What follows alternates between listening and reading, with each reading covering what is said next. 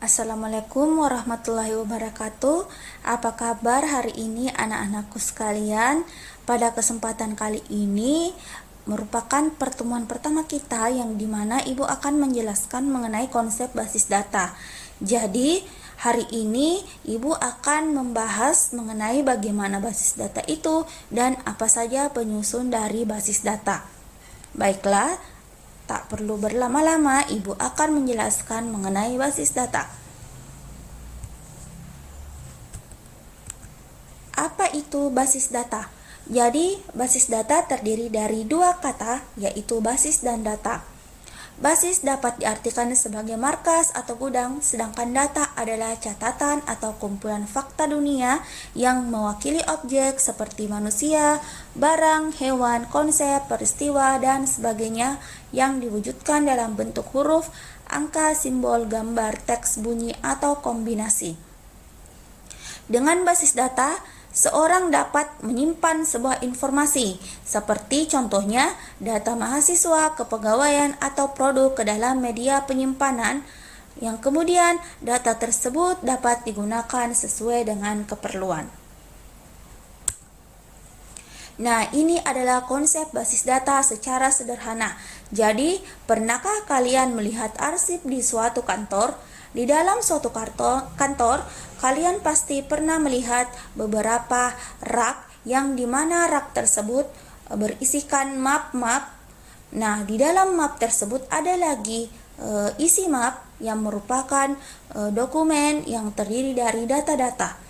Nah, rak inilah yang disebut sebagai database, kemudian map sebagai file, dan di dalam isi map tersebut terdapat lagi dokumen yang dimana di dokumen merupakan tabel yang terdiri dari data. Lalu, apa perbedaan database, file, dan tabel? Mari kita simak. Database adalah basis data. Jadi database dan basis data merupakan hal yang sama. Merupakan penyimpanan utama yang dikelola sedemikian rupa berdasarkan ketentuan tertentu yang saling berhubungan, sehingga mudah dalam pengelolaannya. Nah, dari database dan basis data ini, pengguna dapat memperoleh kemudahan untuk mencari informasi, menambahkan informasi, menyimpan informasi, dan membuang informasi. Kemudian, file ini adalah kumpulan dari tabel dan informasi yang saling berhubungan dan juga tersimpan dalam ruang penyimpanan database. Tabel adalah sajian data yang berupa angka atau huruf yang disajikan dalam bentuk baris dan kolom yang diklasifikasikan secara sistematis menurut kesatuan tertentu. Nah, ini dia contoh basis data yang dimana di dalam basis data atau database ini terdiri dari beberapa file, yaitu file sales agent, file order, file customer status, sales team, line item, produk, dan produk kategori. Nah, di dalam file tersebut terdiri lagi beberapa tabel yang dimana di dalam tabel itu terdapat data yang meliputi agen ID, nama, on probation, dan team ID. Begitu seterusnya sesuai dengan isi dari file.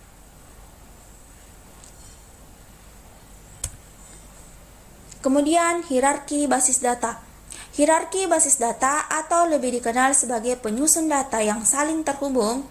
Hierarki basis data ini terdiri dari karakter, file atau data, record, file, tabel, Ibu ulangi, karakter, field atau data, record, file, tabel dari basis data yang akan dapat menjalankan kerja dengan maksimal dan teliti.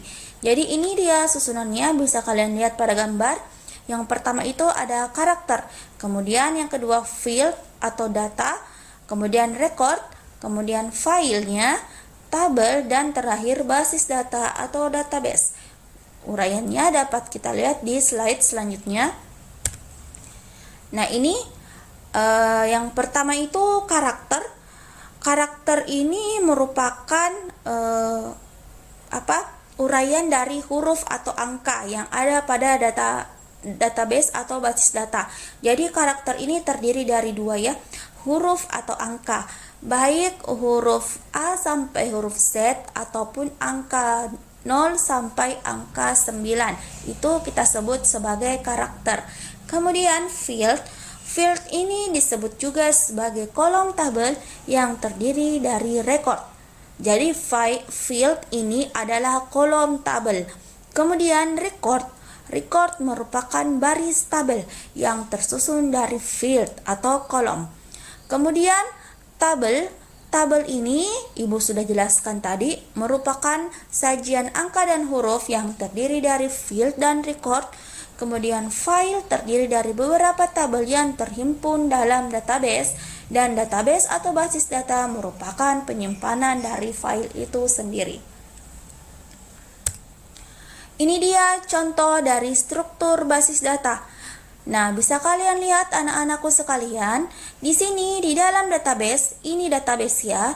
Di dalam database terdapat beberapa file, yang itu file 1, file 2, file 3, file 4, file 5, file 6, file 7, file 8, file 9, dan sebagainya ya. Ini adalah database yang menghimpun beberapa file. Nah, ketika kalian mengklik satu file, contohnya ini file pegawai yang diklik. Nah, ketika file pegawai diklik, maka akan muncul tabel pegawai. Nah, ini bisa kalian lihat tabel pegawai yang dimana ada beberapa field dan recordnya. Jadi ini ya, kita sebut sebagai field, itu kolom yang terdiri dari ID pegawai, nama, alamat, kota, kode pos, dan nomor telepon. Nah, setelah field itu ada lagi recordnya. Jadi record itu merupakan isian datanya. Jadi di record itu kita mengisikan data dari ID pegawai, namanya, alamat, kota, kode pos, dan nomor telepon. Jadi ini kita sebut dengan record 1, record 2, record 3, dan seterusnya. Oke, paham sampai sini? Nah, selanjutnya karakternya. Jadi karakternya itu merupakan angka atau huruf. Nah, bisa kita lihat di ID pegawai itu merupakan isian dari angka. Jadi dia menggunakan karakter angka. Sedangkan nama ini menggunakan karakter huruf, alamat menggunakan karakter huruf, kota menggunakan karakter huruf, kode pos menggunakan karakter angka, dan nomor telepon menggunakan karakter angka. Baik, sampai sini penjelasan Ibu. Ibu harapkan kalian sudah bisa mengerti ya bagaimana konsep basis data, struktur, dan penyusun dari basis data itu sendiri. Baiklah, tugas kalian. Mari kita diskusikan bagaimana sih pendapat kalian mengenai konsep basis data yang sudah Ibu jelaskan. Jadi kita akan saling berdiskusi di classroom. Jadi Ibu akan sediakan satu topik yang dimana di dalam topik itu kalian akan berkomentar mengenai basis data yang sudah Ibu jelaskan.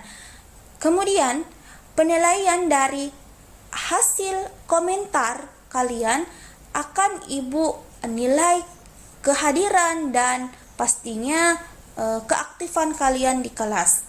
Oke, jadi Ibu tidak akan menerima absen dari WhatsApp atau sebagainya, tapi Ibu akan mengabsen kalian dari komentar dan hasil diskusi kalian yang ada di classroom.